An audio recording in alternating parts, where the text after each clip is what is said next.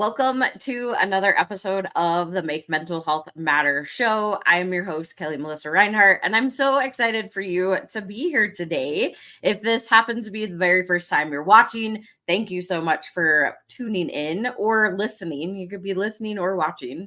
And if this is your 100th time tuning in, thank you so much for coming back. And I am very excited for my guest for today.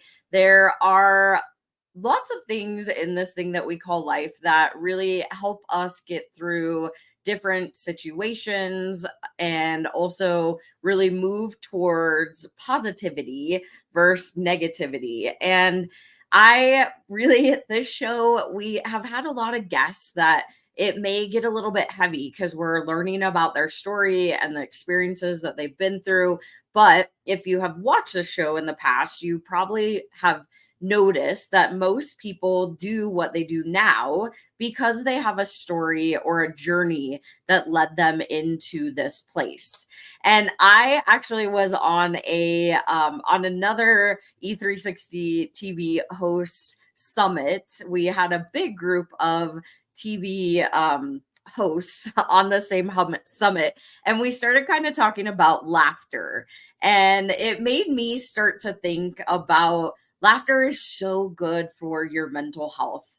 It's really something that it scientifically helps release the endorphins or the happy juices, as I call them, in your brain. And it helps us get in or out of a place that maybe is in a negative space into a positive space. And simply the smile, it actually helps release the happy juices of your brain. Even if it's a fake smile, it still helps. Just the upward motion of your mouth helps release those happy juices of your brain. So I'm not going to go into like all the science and all the things behind that, but I am going to introduce my guest for today, and you'll probably figure out why I have him on the show today. So Professor Pete Alexander is the president of the greatest interior landscaping company in the San Francisco Bay Area. Office Plants by Everything Grows. In addition, he has served as an college professor for several universities where he helped inspire thousands of students to develop and apply key concepts of marketing specifically to their area of interest. He's also a TEDx speaker and best-selling author on reducing stress in your everyday life. Lastly, but certainly not least, he is a certified laughter yoga leader and improv comedy cast member, supporting his community to laugh more and stress less. So without further ado, Professor Pete, thank you so much for joining me. Well, Kelly, thank you so much for having me on your wonderful show, and I greatly appreciate your listeners' time as well. Yeah, and my mouth always goes faster than my brain can connect. So we're your heart some days. So It works. I always when I hear that introduction, I'm going, wow, I wrote that pretty good. right. I know that's whenever I hear mine, I'm like, oh, I sound really good. All right, this is cool. Well, I am so excited because when I know we got connected through a mutual host, and she was telling me about like laughter yoga. I was like, oh my gosh, that sounds so fascinating. But I would love for you to just share a little bit with the audience about yourself and your story. Sure. Well, yeah, I mean, what you were talking about the different things about laughter are spot on. I'll go into a little bit more detail as we need, but I got into the laughter as one of the best ways to reduce stress. And unfortunately, I grew up in a very dysfunctional family, extremely dysfunctional. In fact, if you were to look up the term dysfunctional family in the dictionary, it would have my family there because Just to give you a little idea, my parents were combined, had 9 marriages, 7 divorces, and 1 widowing, including being married to each other twice, kind of like the Liz Taylor, Richard Burton thing. And here's the crazy part. So I have 1 sibling, an older sister. She's the product of their first marriage. I'm the product of their second marriage. So 100% blood relatives or blood siblings, but from 2 different marriages. So kind of an interesting one there. Anyway, so you get the idea that things were not white picket fence, let's say, as I was growing up. And unfortunately, the way I dealt with the stress was I just kind of tried to ignore it as much as possible. And I didn't deal with it. And as I became an adult, I continued to do that, and so it was festering inside of me and just building up, building up, building up. And then a perfect storm of things happened to me back in 2008. And things like my dad was dying and he needed his affairs taken care of. My mom had major surgery and didn't have the insurance for physical therapy to help her out with that. I was running my business with a bunch of employees that needed my attention. My kids were young and wanted dad's attention. And oh, by the way, my marriage was heading for a divorce. So needless to say, lots of things on my shoulders that were just weighing me down.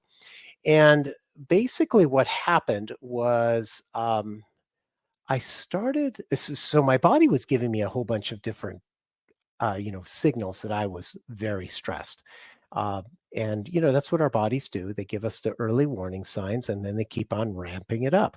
And I kept on ignoring all of those signs, the back and shoulder stiffness, headaches, and you name it.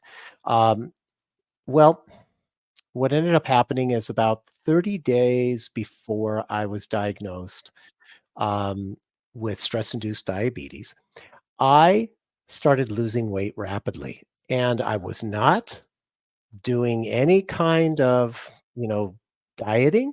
I was doing my regular exercise and the pounds just kept on coming off. And at first, I was in my mid 40s. I'm thinking, this is fantastic. I haven't lost weight since my early 20s. And then the weight kept on coming off, and I thought, after the 30th pound came off, I thought, I better go to the doctor.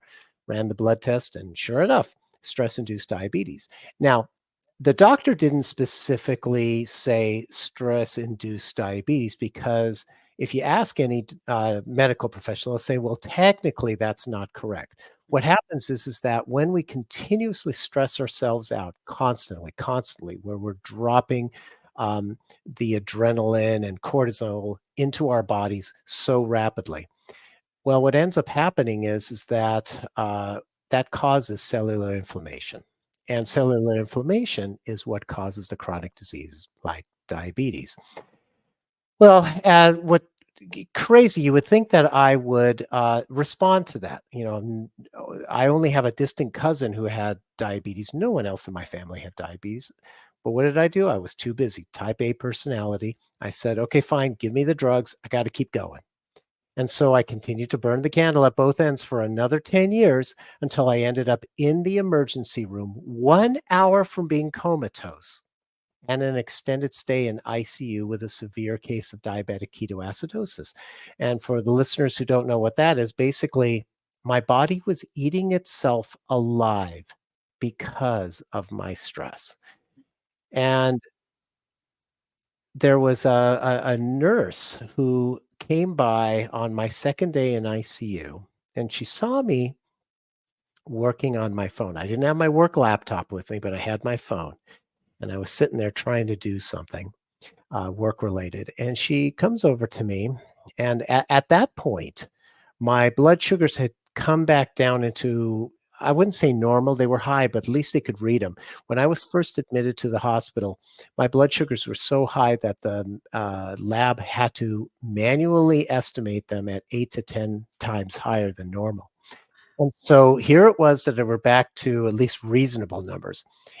And she says to me, just as a matter of fact, she says, you realize that's what, pointing at my phone, you realize that's what put you in this hospital bed in the first place.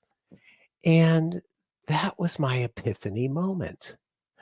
my friends, my family, they all were telling me, you got to take care of your stress because you're just burning yourself out. And I said, yeah, yeah, yeah, yeah, yeah. But here was pretty much a perfect stranger who had, no skin in the game to tell me that. And it was like, oh my gosh, I am trading my health for my career. And that's a really bad trade. And so, I really sat there that day and the next day really contemplating that. And after I got out of the hospital, I decided to, for the first time in my life, really take my health as a priority. And I started working on the different stress relief tools and techniques that I could find. Many of them helped, some of them didn't. But what I noticed, and this is the crazy thing, so as I started applying these tools, not only did my stress go down, but my glucose numbers as a diabetic went down, my weight went down, and my energy level went way, way up. It was as if I had discovered like a fountain of youth. And the crazy thing of this is, you see what I look like right now. If you saw a picture of me back in 2008 when I was first diagnosed with stress-induced diabetes, other than a little bit more gray hair, I actually look younger today than I did back in 2008. That's what stress does to us. It ages us rapidly. And so, I just decided I got to figure out ways to do this. And my friends, family, former coworkers, they all said, "Oh, you ought to write a book about this. What'd you do?" And stuff. So I wrote a book, did well on Amazon, and so now I just spread the word. And as part of your intro says, even if it's one person that it helps, and that's my goal. Yeah. Oh gosh. That thank you first and foremost for sharing all of that. And I mean it hits home also.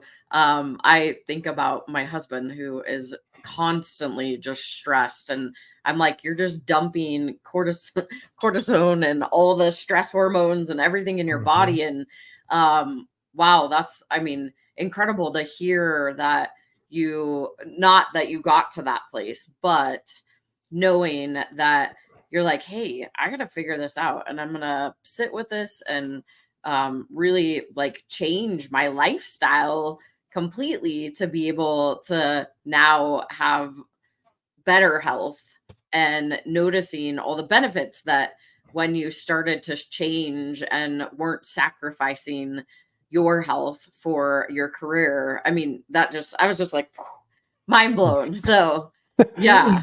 Well, and the thing is that our bodies are the same bodies that we had back in the Stone Age. And if you think about it, back then, the stress was very short term, and it was mostly kind of fight or flight kind of syndrome where, we were faced with having to deal with a T-Rex, a saber-tooth tiger, something like that. But then after that, the stress was down.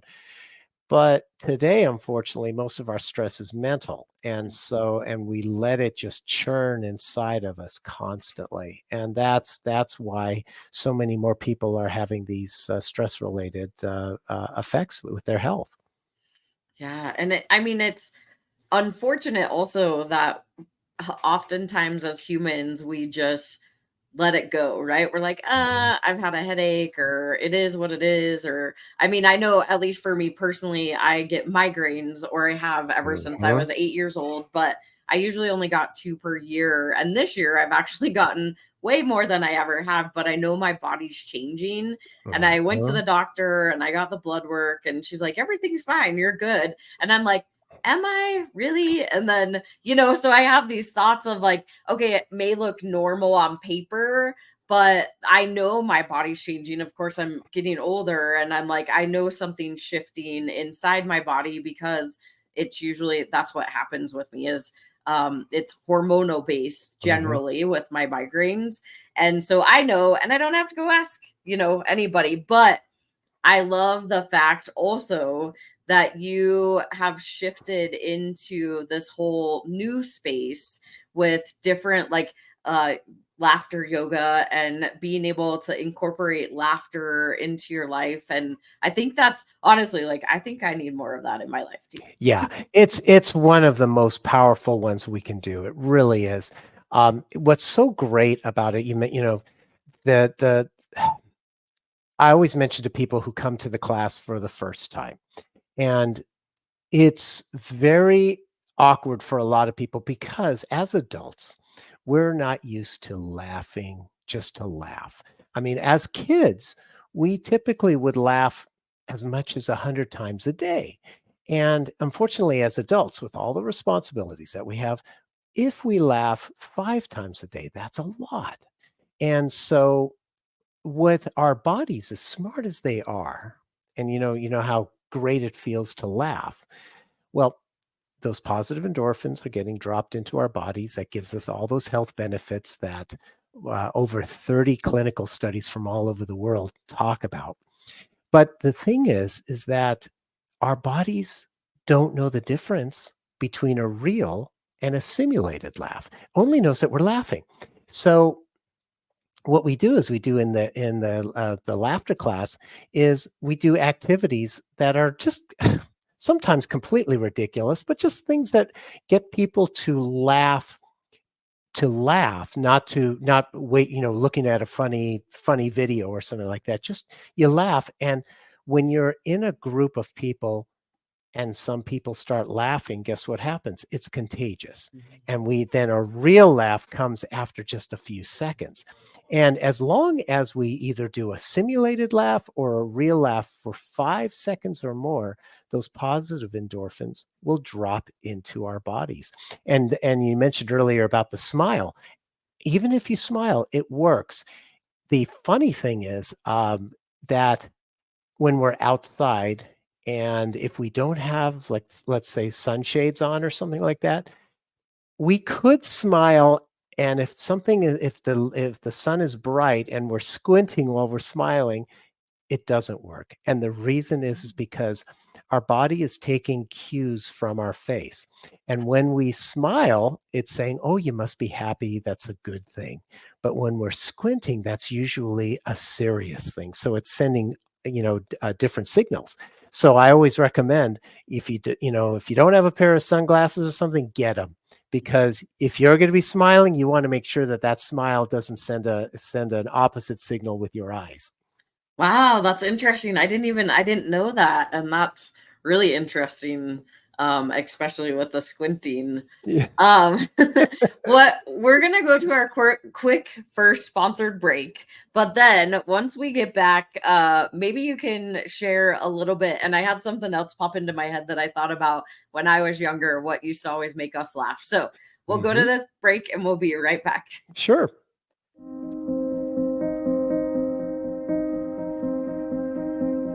I lost my middle sister, Kelli, to a completed suicide on February 20th, 2017.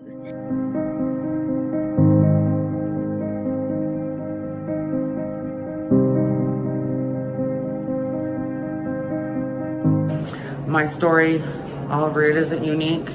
I am a domestic violence survivor and a recovering addict. For 14 years, I was in active addiction, and because of Kelli and the work that she does and the opportunity to have my voice heard, I was able to stay clean and sober and have hit a year. I'm still here, and if it wasn't for Kelli answering my call the day that I thought I was going to take my life.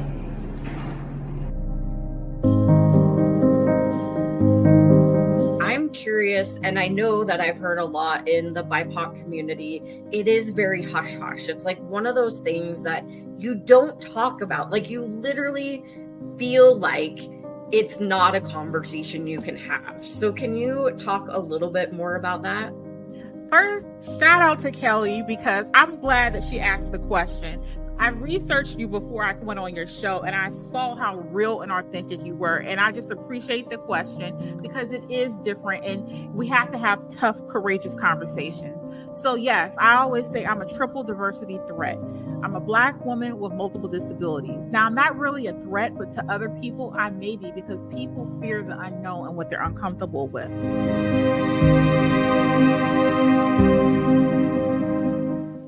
Kelli's passionate commitment to mental health awareness is a beautiful thing. It's clear in her social media posts, it's clear in the resources that she puts together, in the activities that she provides. her collaboration with organizations, and the consistent way that she continues to deliver a message encouraging people to understand that they can share openly and to break the stigma around mental health. Kelli's topics cover children and adults, talk about things that we can do as a community, things that we can do individually, and her website is packed with information and resources and all kinds of contacts that you can use to reach out, whether you're dealing with something yourself or you're looking to help somebody else who is struggling. I encourage you to check it out. And like that, we're back. Mm. I know that commercial is not very funny, but it's an important message that we all talk about, especially as we're in September, which is National Suicide Prevention Month, and then also National Recovery Month. So, and that's why I really am excited to have you on and being able to really talk about the scientific and your story as related to laughter and stress and how we can, especially in this month, things that we can do as humans to be able to shift whatever's going on in our life. So I would love, and so two things actually popped into my head before we went to the break. I thought about when I was younger and we used to all lay on each other's stomachs with our head, and then one person would start laughing and then it would just go around the whole entire circle. That was like one of the funnest things. And my son does that every once in a while. And he's like, why are you laughing? And then, it sends everybody starts laughing, which I think is great. And we probably don't do that as much as we should. So, No.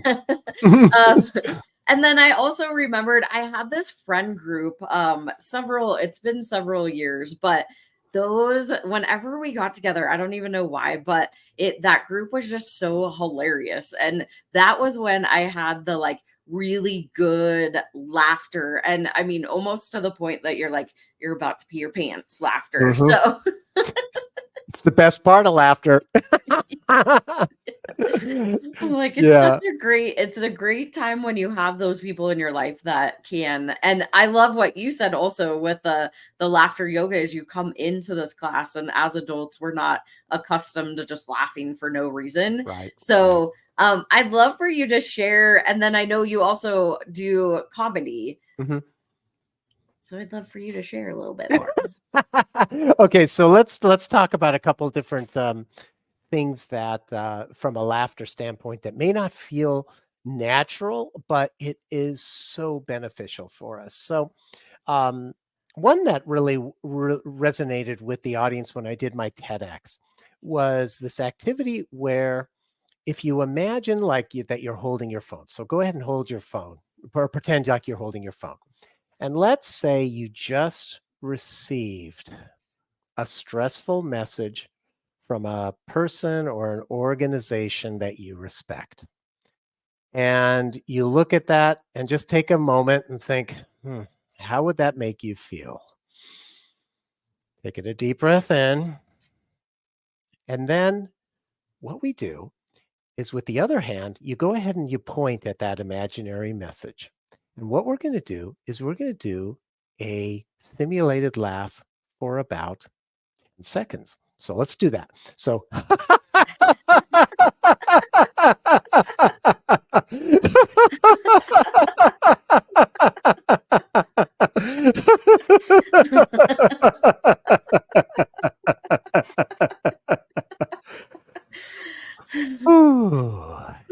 take another deep breath in, because that's why it's called laughter yoga, because as we do laughter, we're doing deep breathing exercises as well. And that's the yogic breathing is the part of laughter yoga that makes it yoga.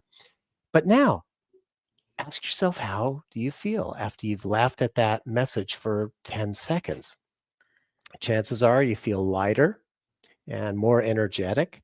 And at that point, you're better able to respond to that message if you need to respond to it. Sometimes, the message will come in and, we might take it the wrong way and we want to respond right away and stuff. And often it could be something like we just misread it because we're so busy, etc. And, the powerfulness of being able to just be present, make sure you read it the way it needs to be. And then what I always, after you laugh it off, ask yourself, will this matter 5 hours from now, 5 days from now, 5 months from now, 5 years from now?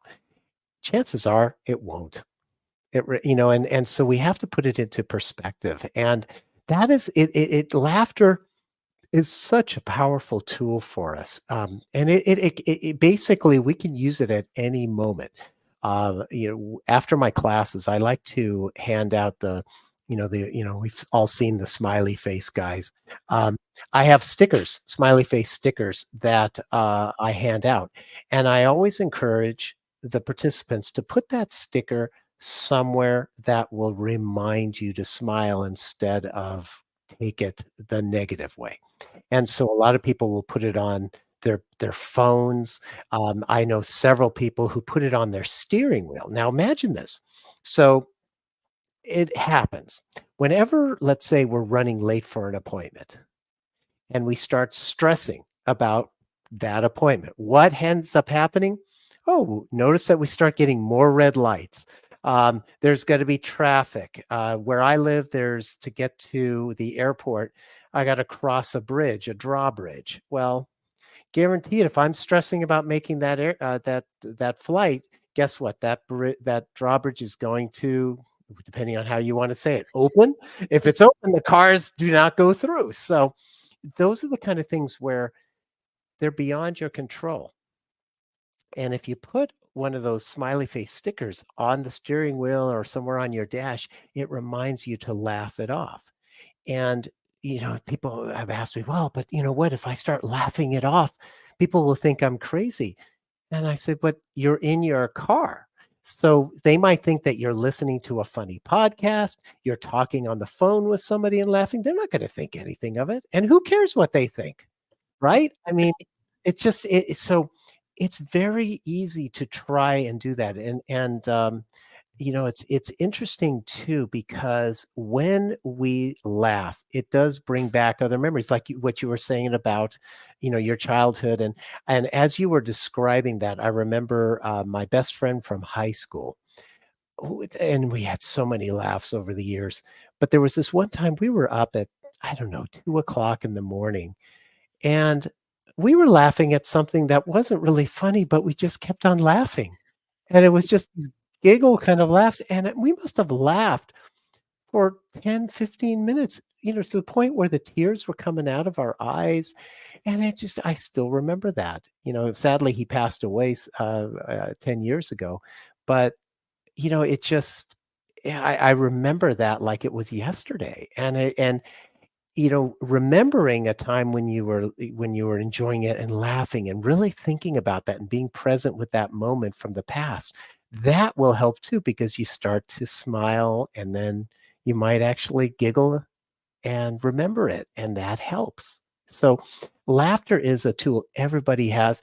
And the greatest thing about it too is it goes through, there's no language barrier to laughter. It really isn't. When you see somebody laughing, and you may not speak the same language, but you speak the same language of laughter.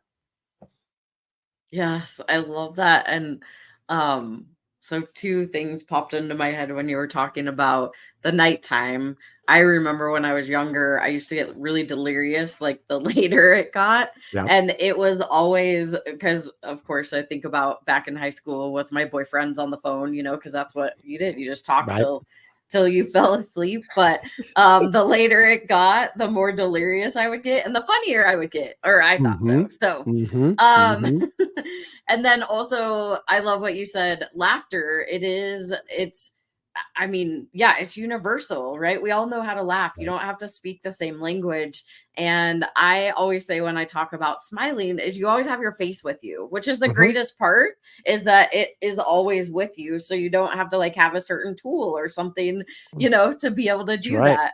So same with laughter, it's always with you. And it is something that you can tap into at any point in time, even if it's fake. That's Fake it till correct. you make it. So It's interesting too, before I was trained in laughter yoga, I actually was using it and I didn't even realize it back when I was younger. In fact, I remember while I was in college, I worked as a Radio Shack manager, for those people who remember what Radio Shack was. yeah. And I remember it was, I think it was the day after Thanksgiving, and which was always one of the top 3 busiest days of the year back before the internet. And so we were, people, there were several of us working the counter, and the line was 4 or 5 people for each person. And so this guy comes over to me, and we're selling. We worked on commission, and we were selling stereos and toys and everything, things that we'd actually make a decent commission off of. And this guy comes and he starts saying, "Oh, I need this part for my TV." That's what Radio Shack also did, is it had all these different parts. And I said, "Okay," I gave him 100% attention. He described it to me, and I said, "Okay, the way you're describing that, I believe it's this." I walk him over to the TV section, the cable section, and I show him this part. And I kid you not, at this point, I was the senior person on staff. I had worked at Radio Shack at that point, I think like 3.5 years. And this guy looks at the part and he says, no kidding, "I can't believe Radio Shack personnel are so stupid."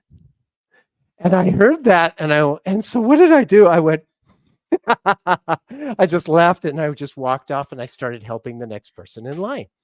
So I'm helping the next person in line, and he just comes and he interrupts.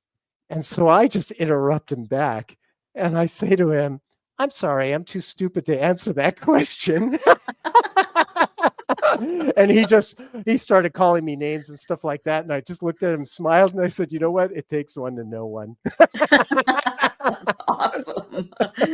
Oh, yeah. It's like, I mean, people get so stressed out. I mean, not that I'm perfect by any means, but we get so stressed out at those little things. And then it kind of we project that onto other people. Yeah. And that's not really fair. But that is kind of funny that you just laughed at him. And that's the thing. And it's not going to work in every situation. Obviously, if you have a boss yelling at you, you're not going to laugh at them back. But it's the other thing is that what how about if somebody dumps on you and you don't have the freedom, let's say, to dump back, put it right back on them, is excuse yourself and go, even if you can't go for a quick walk around the building or something like that, go to the bathroom and just laugh it off. I mean, it can work. It allows you to relieve some of that stress, and it's amazing. I have seen so many people benefit from the laughter class I run. I remember one of the great cases. So there was this mother and daughter who come to class, and clearly I could see mom did not want to be there. Those people who walk in and that cloud is over them.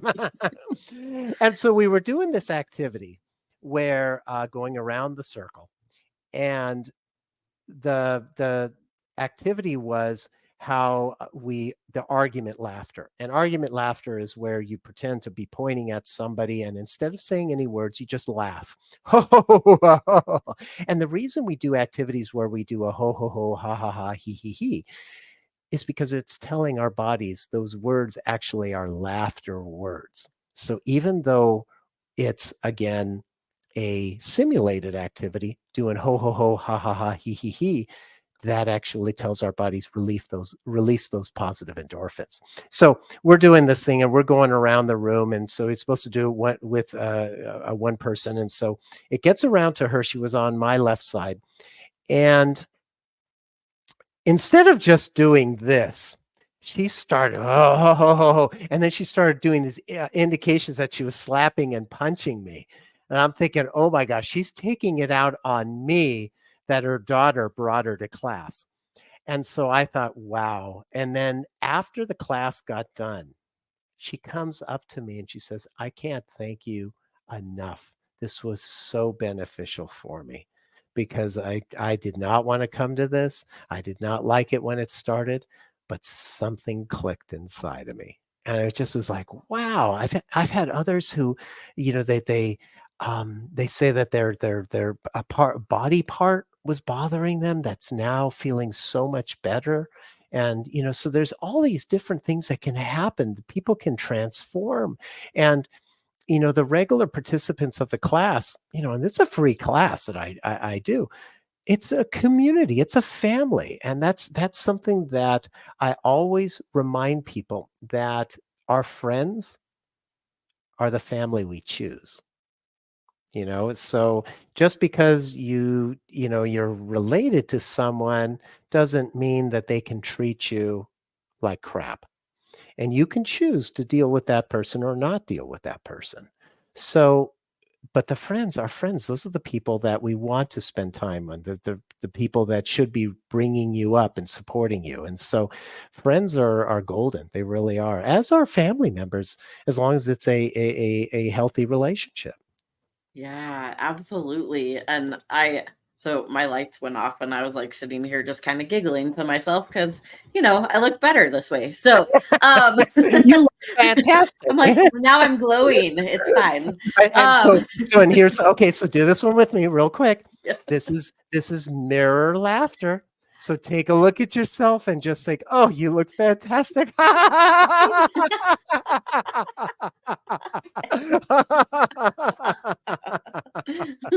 all it is. It's all we have to do. Just like, it's fine. so it's whatever playfulness can come out, and it does. Yeah. You start getting these ideas on how to just make something funny. It works. But I'm sorry, Love it. No, you're good. I sidetracked you. No, you're good. I love that. We're gonna go to our last quick sponsored break, but once we come back, we'll chat a little bit more about this, and then people can learn how they can find you also. So we'll be right back after this.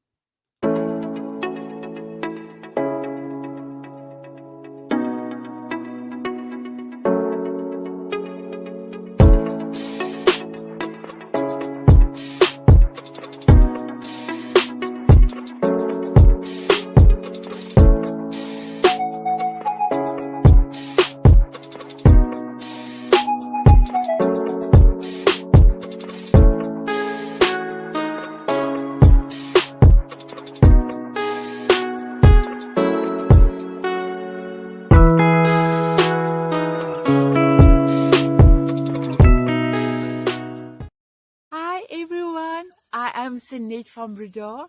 I'm from Johannesburg, South Africa.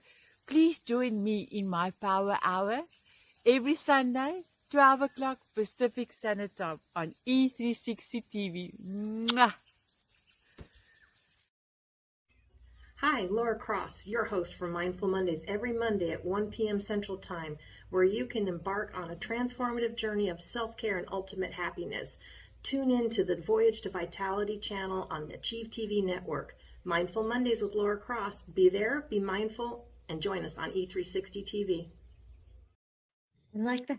We're back. There we are. So I know that you are part of an improv comedy. Mm-hmm. Is it a show or is it a group?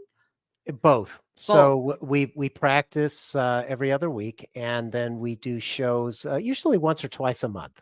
And so there's a group of, I'm actually part of two troupes, one that has 6 members, one that has 5 members. And, we just do these shows, and people ask me, how can you do improv?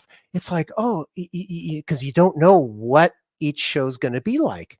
The only thing that we plan ahead of time is we say, okay, we've got this list of games, we call them, or, they're kind of skits, but they're games.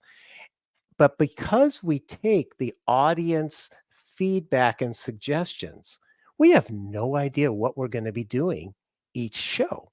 And so you have to be quick, that's for sure. But it's so fun because, like in a typical play, you've memorized your lines. And if you say something wrong, you might throw your cast member off, or somebody who knows the play will go, wait a minute, that's not a line. Oh, the whole thing. And with improv, you realize that when you mess up, it's actually most commonly more funny to the audience. So it's actually invigorating because, you know, mistakes are often, you know, celebrated. And so it's so much fun. So the other thing too is that your cast members are there to help you out if, you know, for whatever reason, either you heard something wrong or, you know, you're clearly not doing the game the way it's supposed to be. So we support each other on stage there. And it is so much fun because, you know, in a split second, depending on what the audience is, because, you know, if there's kids in the audience, you got to tone it down a little bit more. But what you have to do is think, okay, I've got in a split second, what is going to be coming out of my mouth? And, you know, and I basically, I've surprised myself where some things that I think are going to be hysterical, nobody laughs.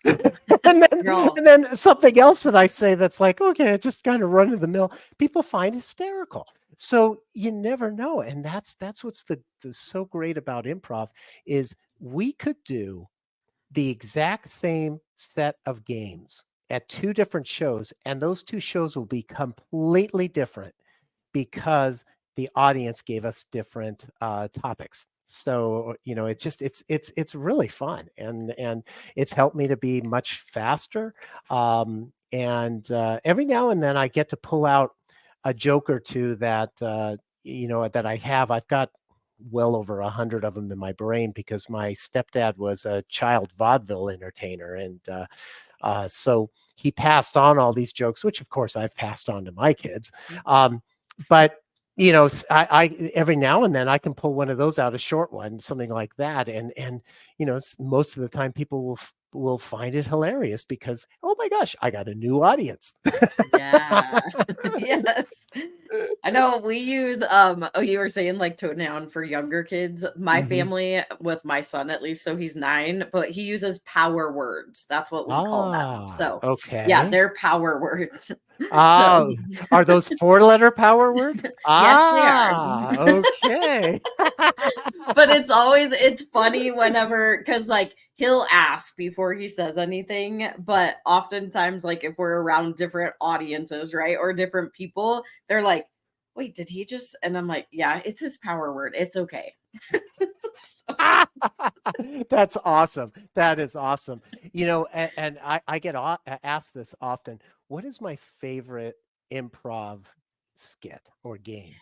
And it has to be other people's arms. And so what happens is there's 4 of us on stage, and 2 of us are the performers, let's say the speakers. And then we have cast members behind us so what we will do is we put our hands like in our back pockets. And then the cast member behind us puts their arms through right under our armpits, and it makes it look like those are our hands. And so we'll try and do a skit like I've done it with first date, you know, bowling, or first date playing pool and stuff. And we'll have this conversation.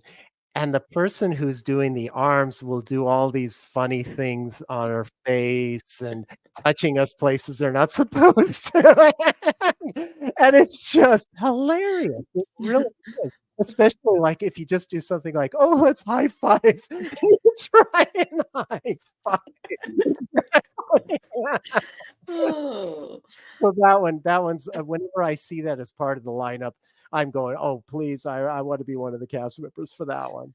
Yes, I know those are, I think of like the Whose Line Is It Anyways, how they started absolutely. coming out. Those are so funny, and then they're like smacking people in the face or whatever's happening. I'm like, yes, That's exactly, or you know, like feeding you food. Oh, let's have this, and it's like they're putting it in your eye, or Right. Yes.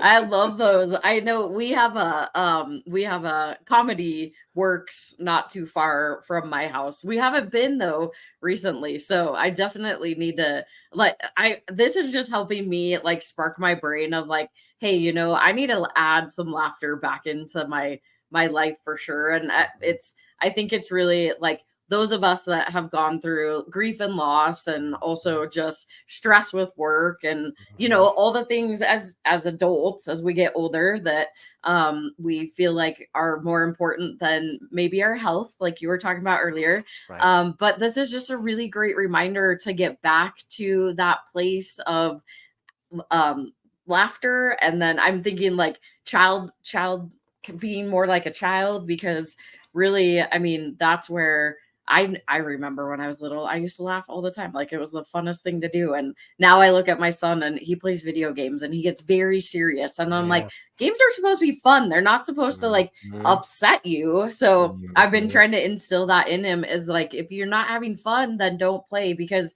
it's a game. It's supposed to be fun. Yeah. Yeah. So I think we've just gotten a little too serious maybe around my house. So we need to I think I might just go plaster my house with like happy face stickers. That might be really fun. It would help very much. So, and yeah, my sons, that when they play video games as well, they're both adults now. They're very serious about it. And it's, you know, because especially if they're playing the video games that they're on teams and they don't want to let, you know, a teammate down by doing something wrong. And so, and I'll see them get very upset. And I'm like going, you know, what is this? This is a game. You're playing a game. So Yes. it's just it's really it's too bad because it can be addicting. The other thing too that as you mentioned, when we're laughing, we're actually, especially if we do playful laughter, we're connecting with our inner child, and our inner child wants to come out. It's a part of us. It really is.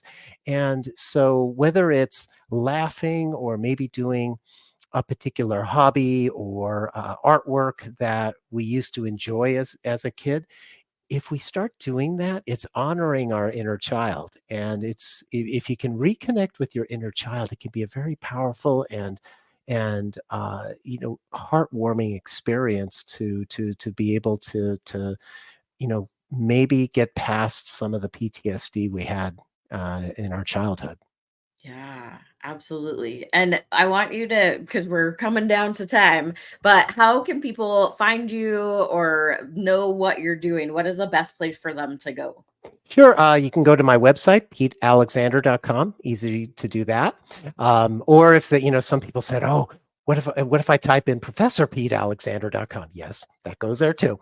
And so we have that. And then reach out to me on my social media channels. I'm most active on LinkedIn usually, but I'm also on Facebook and Instagram. And I usually will share, most of the time I share nature and, you know, a soothing way of helping us with stress. So if you like nature videos and stuff, that's a great place to follow me.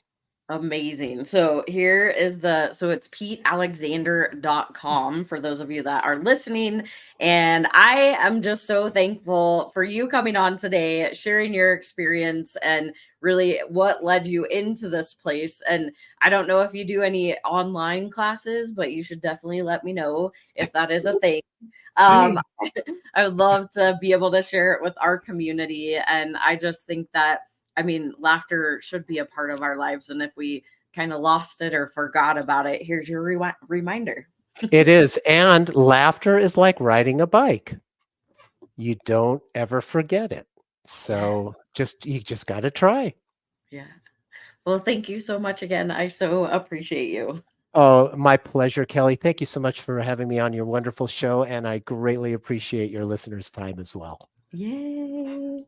All right, y'all. That was another amazing episode of Make Mental Health Matter. I really hope you got some information and just knowing if you need somebody to laugh with, you can call me. Like, apparently I need to laugh more because I don't think I do as much. And I mean, being in the mental health and suicide awareness nonprofit space, it can get a little bit heavy. So this is a really great reminder for me to have some laughter added back into my life. And I really think I'm gonna go plaster my house with with smiley face stickers, just because it would be hilarious to see as my son and my stepdaughter and my husband come home, just to see their reaction.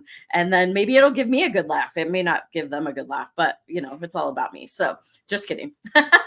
All right, y'all. No matter what you do, please make sure that you come back next Monday for another episode.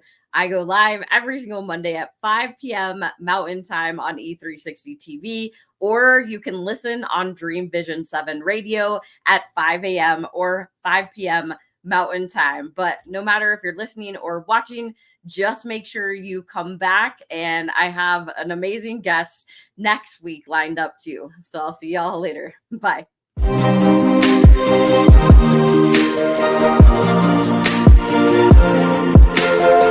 Thank you.